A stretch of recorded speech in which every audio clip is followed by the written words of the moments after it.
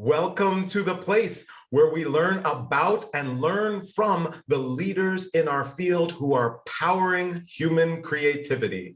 I am Aaron Dworkin, and this is Arts Engines.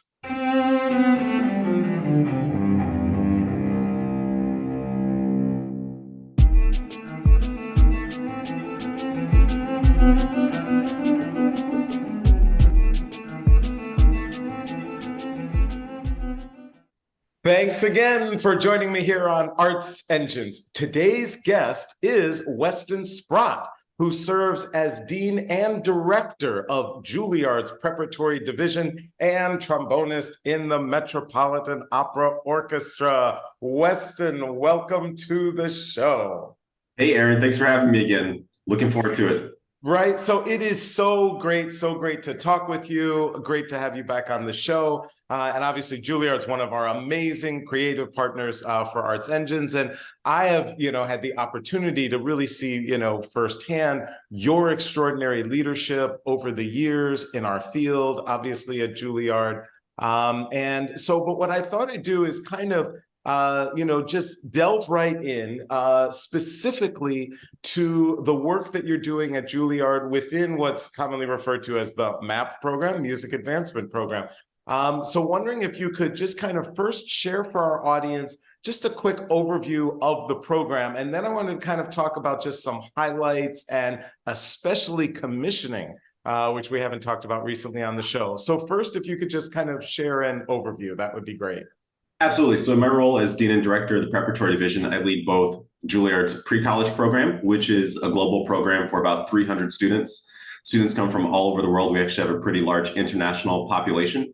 And I also lead the Music Advancement Program along with my colleague and also a good friend of yours, Anthony McGill, who in addition to being our Artistic Director of Music Advancement Program is also the Principal Clarinetist of the New York Philharmonic.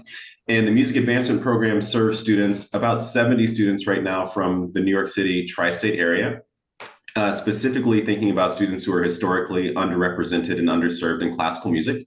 And students from both programs come to Juilliard every Saturday during the academic school year. And they are basically getting a full conservatory curriculum throughout that day. So students are coming in, they're doing music theory, ear training, private lessons, chamber music, wind ensemble, orchestra, chorus, studio class, etc. It's a really, really full and very thorough curriculum. So students leave with the opportunity at the end of their time in these programs to take their musicianship to basically any level they want. It is just extraordinary. And obviously the impact for so many students is enormous. And so, we have a lot of arts administrators who watch the show. And when we think about programs like this that can bring such value, it takes massive resources. And they think about that. And that's always on your mind when you're leading programs like this and trying to have this type of impact. And MAP has been able to benefit from some key gifts, and just wondering if you could share both about any key gifts that impact, how they impact, but also just kind of how you view that resource piece of the work that you do. Yeah, we were recently the recipients of a transformational gift from the Crankstart Foundation that now allows the Music Advancement Program to be tuition-free for all of our students in perpetuity. It also provides the opportunity for us to think about expansion of our program. So in the coming years, we plan to increase the size of our program by about 40% or so. We're going to go from 70 students to about 100 students. We're also able to provide instrument support for our students. We're able to provide travel stipends because, one of the words I didn't use earlier was under-resourced. And just even being able to have a subway card to be able to get to Juilliard each Saturday can be a barrier to entry for a lot of students, for a lot of families. So being able to eliminate as many of those barriers as we possibly can, getting a student an instrument, making sure that they're able to travel to our program, providing them some support to go to summer programs, or even providing support for our students who are seniors in high school to be able to afford a trial lesson with a teacher from a particular conservatory, or to be able to have money for an application fee being able to take these barriers away from those students has been a really, really transformational thing for us. And we can tell that it makes a difference for the community and the way people view the program, because the number of students who have expressed an interest, the number of families who have expressed an interest now knowing that the program is tuition free has dramatically changed. And so I believe there's been a narrative for a long time that perhaps Black families or Latino families are not as interested in classical music. That's absolutely not true. I think what it is people recognize all of these barriers to entry, and that's a lot to overcome. But once those barriers are removed, of course, people want the opportunity for the young people to be able to engage with musical instruction and be able to enjoy this art form. And so we're incredibly grateful to Crankstart Foundation for making this possible for us and just possible for our kids. It's changed everything. You know, it's just the way that you describe too the impact directly for the participants, and also what it does in terms of changing the perception of obstacles, challenges, barriers to entry. It is so important. And so the additional thing I was curious with that is there anything you can share that could be helpful for others who are like, we want that Juilliard level gift, right? Now, obviously not every institution, is really at the, forefront, just, nationally, internationally, like Juilliard is. But could you share at all any of the things that you might do and that you do as a leader that help to set the stage for the type of transformational gift that can occur, and or also the aspect of what you do in your leadership to cultivate, to nurture those types of relationships? Yeah, I'll be the first one to say, I think in addition to having a team of people who work very hard, there's an element of good fortune in all of this. But I think, there's also an element of helping to work to create your own good fortune. And Anthony McGill and I, a couple of years ago, we dedicated some of our own personal money to helping our program and to providing support for students to attend summer programs. And I think people saw that and recognized here are people who are leading their program who are also willing to invest their own personal resources into making a difference. It's also been shared with me by my friend Susan Fader, who just recently left the Mellon Foundation, retired from the Mellon Foundation, that philanthropy follows vision. And making sure that you're able to articulate clearly a vision for the future and what you want to see for students can be inspiring to philanthropists. And also believing that there are people out there who want to support this work. I know that a lot of us, and for good reason, can believe this is something that people just don't care about anymore. People don't want to fund. But sometimes when you put out the positive energy and say, this is important, I believe in this, and I believe there are other people out there who believe in this too. And even if we're not going to be the recipients of it right away, we're going to continue to push forward and show that this has value. Kind of just like an airplane in turbulence. Regardless of what's coming at you, our goal is that we continue to move forward every single day, even if that's just 1 inch further than we were yesterday. I think when people see that, they're inspired to support what you're doing. And sometimes that's at a level that's tens of millions of dollars, and sometimes that might be a level that's hundreds of dollars. But every dollar makes a difference when we're thinking about what we're trying to support. Just like I mentioned a moment ago, for some students, just having the financial support to be able to get the subway card to come is the difference maker. And that may be $100 a year or $100 a semester or something that allows them to bridge that gap that makes a huge difference for the rest of their life.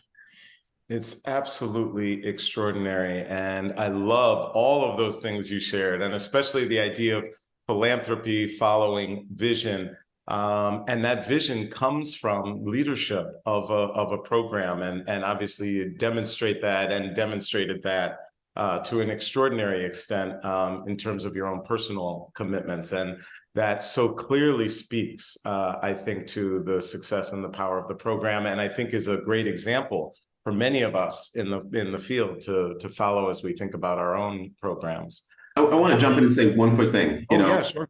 Is that the vision, in a way, it does come from leadership, but it's also because leadership is aware of all the great work that's already happening in these spaces. You know, vision doesn't just come from nowhere. It's not just a lightning strike from an omnipotent source. It's that you're out in the space and you're seeing amazing teachers, you're seeing great students, people who really want it. And by having that view and that perspective, you're able to then put a lot of these puzzle pieces together and say, look at what these teachers are doing, look at what these students are doing, look how much these parents care. How can I put together the words and articulate the vision that represents the amazing things that all these people who I see, in this case, every Saturday, what they're doing. So, you know, the vision comes from the people who are out there actually doing the work. Yeah, absolutely. So important.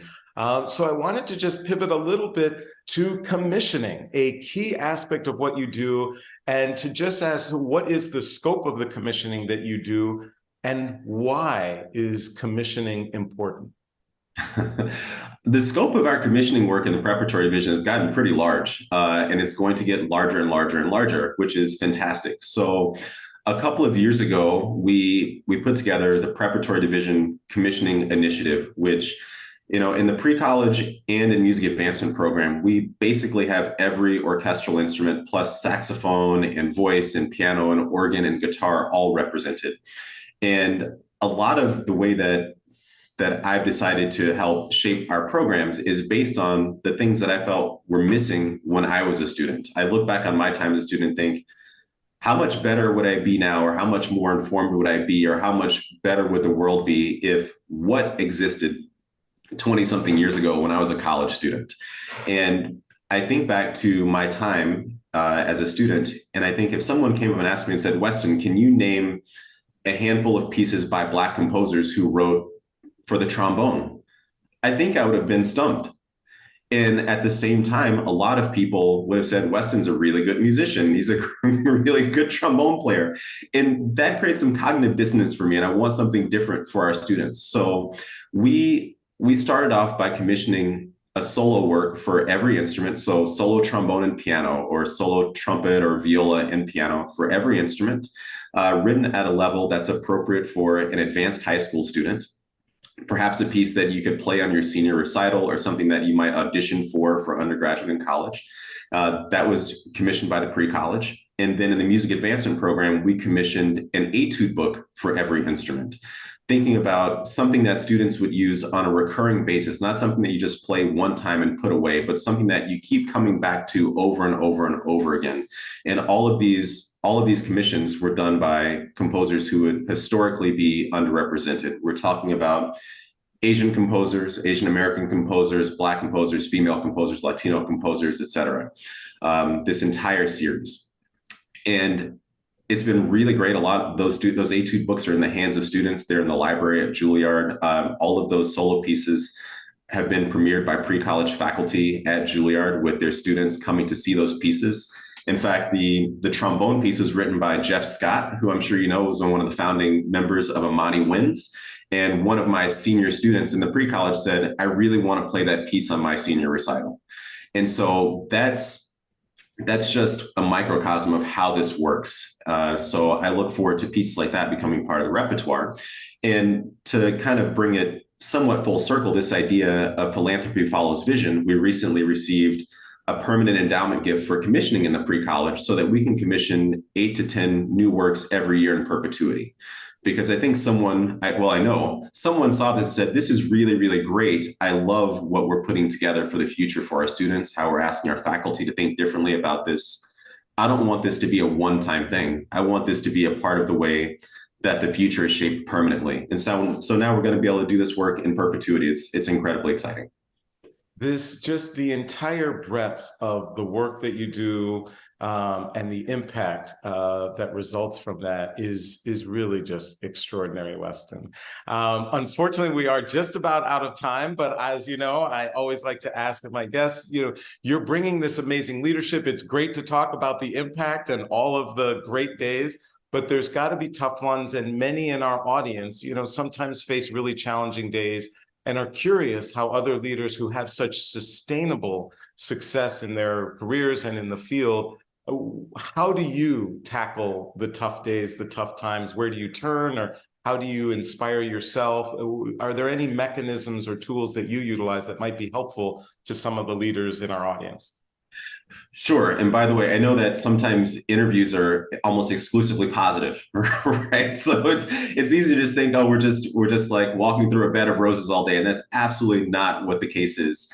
I think for me, there's no doubt that progress is not a straight line. You take a couple steps forward, one or two steps back, and then maybe 3 steps forward the next time. And having those moments of difficulty or doubt are part of the process. And for me, I think what's really helped me now is that I've been around that cycle enough times, because I'm not going to lie and say that I never get down or don't struggle or don't feel burnt out, is recognizing while those moments are happening that this is part of my growth. So the previous times, or in past years when I would get down or get depressed about how my work is going, I would say, maybe I should give up on this, or maybe I should quit, and then I'd eventually find my way to pushing forward. And that would be a real struggle. And now when those moments happen from time to time, I've been around enough time to say, you know what, this is part of my process for figuring things out. I have to struggle, and I have to be frustrated, and I have to be down for a little while, because that's where the good ideas and the work ethic actually comes from. This is where the inspiration comes from. So I think of these moments, I don't think of them in such a dark way anymore, because I realize this is me figuring it out.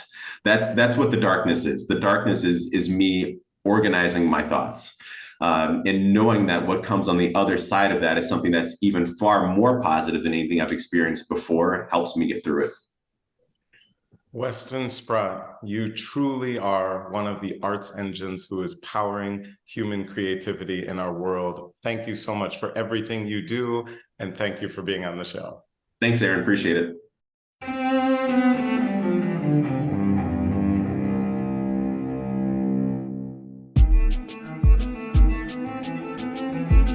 Thank you.